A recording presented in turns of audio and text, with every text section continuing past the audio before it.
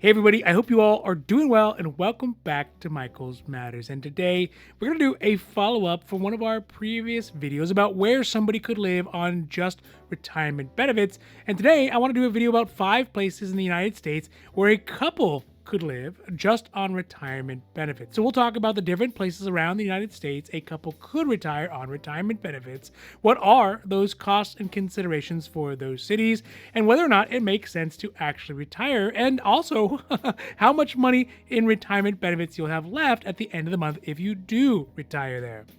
Now, this is Michael's Matters, and before we get to the video, if you like these videos, if you find them interesting, if you find them helpful, or hey, if you find them useful, please don't forget to like and subscribe, because it really does help the channel to grow, and we are so thankful for that. But also because you can get updates when our newest and most informative videos become available. All right, now, let's get down to the video.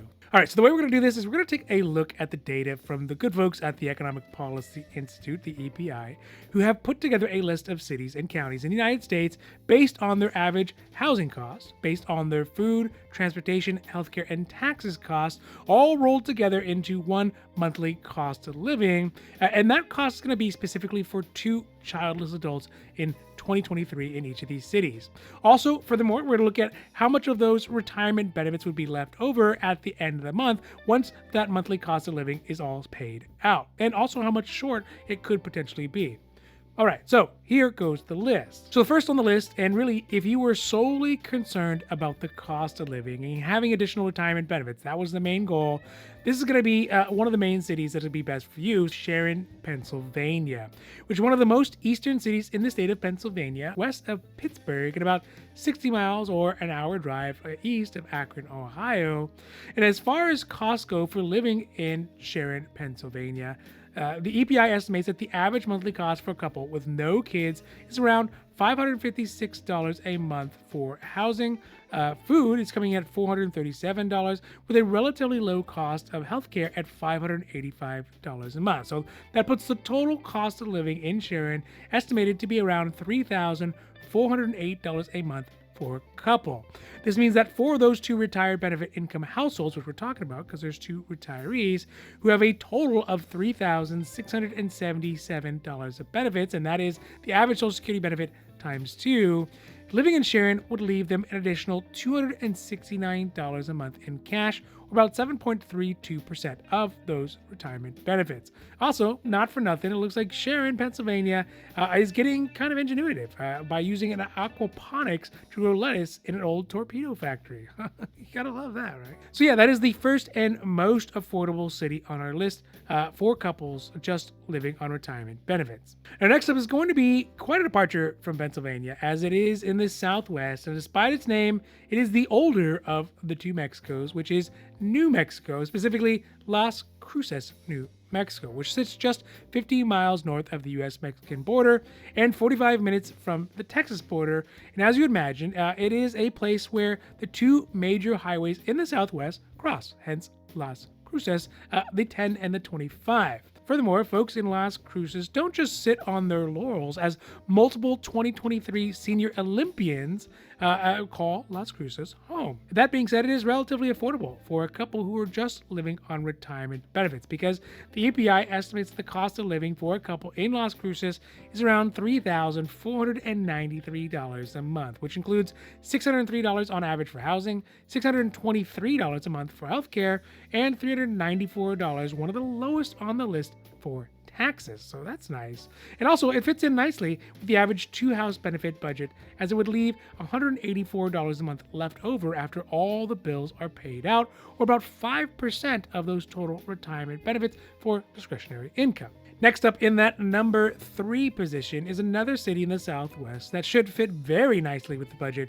for 2 retirees benefit household, which is the city of El Paso, Texas, which at least from the Google Earth view seems like it could be a close relation to Las Cruces, but with a few key differences. And I'm not just talking about cowboy hats. El Paso is really just one half, or I should say the US side, of the combined cities of El Paso and Ciudad Juarez on the Mexico side of the border, which to me means that whichever side of the border you're on, I bet you can get some amazing Tex-Mex food. Yum.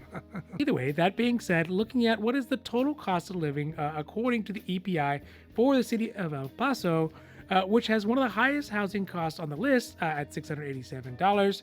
And the total monthly cost of living for it is at $3,578 a month, which would mean that when compared with a couple's retirement budget, then there would be about $99 left over at the end of the month, or 2.69% of their benefits to spend on, candy bars or whatever it is retirees spend their extra money on. So El Paso, I think, overall, actually really would be a very interesting city to live in. It has a border town vibe, which some people really like, and some folks don't. And it seems reasonably affordable for 2 Social Security benefit households. So that's El Paso. Second to last up today is not a city, really, actually, but rather it is a county, which is Union County, South Carolina. And I've always thought of both the Carolinas, but more so South Carolina, as the most proper of southern states. Well-mannered and curious, although to be fair, I have never been to any of the Carolinas, so it's just kind of what I've seen on TV, but they both sound really nice. Union County specifically, though, as a whole, only has around 27,244 people who live in it. It is located on one of the most northern areas of South Carolina, and although it doesn't appear to have any good news that I could find from Union County specifically, one thing I definitely did find and learn while doing a little bit of research on this one is to not order fries at Burger King in Union County. I mean, yeah. I wonder if I would even notice. How did they even find out this lady did that? Anyway, some of the best parts of Union County are the affordability and maybe, obviously, not the French fries. But according to the EPI, the average monthly expected cost for living for 2 people in Union County is at $3,615 a month. And even though it does sort of have an outsized healthcare cost at $786 a month, which is the highest on this list, the housing cost there is very affordable at $535 on average a month. And taxes are at $432 a month, which is very mid-range. But that would also mean that the average retired couple on average retirement benefits would have about $62 left over after their $3,677 worth of benefits are used to pay for the cost of living in South Carolina, which means they'll have about 1.69% of their benefits left for discretionary income. So that is Union County, South Carolina, and just as a reminder, it is better to stick with McDonald's when you're passing through there and stay away from the Burger Kings. Just a word of advice. Maybe they have In-N-Out. I don't know. And now last up for today, and really this is going to be a city that you'd move to if you want to make sure that all of your retirement benefits get used up. Because, you can't really take it with you, right? And you don't want to give it back to Uncle Sam once you're gone. So, this is a good place where the retirement benefits for a couple really matches up down to the cent to the cost of living there, which is the city of Joplin, Missouri. Now, Joplin, Missouri is a city in the southern part of the great state of Missouri, and it has monuments to George Washington Carver, who did some amazing stuff with peanuts. It also has the historic Route 66, and they have an apartment where Bonnie and Clyde used to live, well, at least for a little while until they were tipped off the feds. All that aside, like I said, Joplin is a city where down to the last dollar of the average Social Security benefits would get used up for living there, because the cost of living, including the housing, for $611 a month on average, healthcare at $778 a month, and taxes at $443 a month, and plus other costs like transportation and other necessities, comes out to right at $3,677 a month, which of course would leave really only a couple of cents left over at the end of the month for gumballs and chiclets, I guess, maybe a jawbreaker for even the average double retirement benefit household. Or really, if you think about it, that's it comes out to 0% in discretionary income, which is the most efficient usage of those dollars. So that is Joplin, Missouri, the #1 most efficient and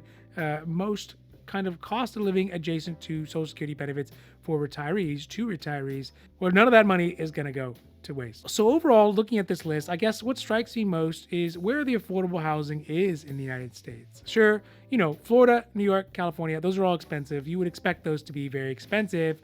But, you would have thought there'd be more places that fall kind of within the double retirement benefit income household range. And noticeably, there are pretty big gaps in the Northwest or even kind of in the Midwest and also kind of on the East Coast, which again, I know there's expensive places there as well. So I don't know. I was just very surprised to see that there is a pretty limited number of places that you could have just retirement benefits for two people and actually still meet the average cost of living cost. So one thing I didn't really have time to look at though, but I would like to see is how these costs stack up against a household that has two retirees, but income is going to be slightly lower because they're receiving Social Security benefits for the primary retiree as well as spousal benefits for the spouse, which again would be a lower benefit number, but do represent a pretty big portion of the retired two-person households in the United States. So maybe I'll have to save that for another video. All right, so that's it for today's Michael's Matters, talking about where are the 5 places in the United States that a couple could live on a 2 retirement benefits and still be able to cover all the costs.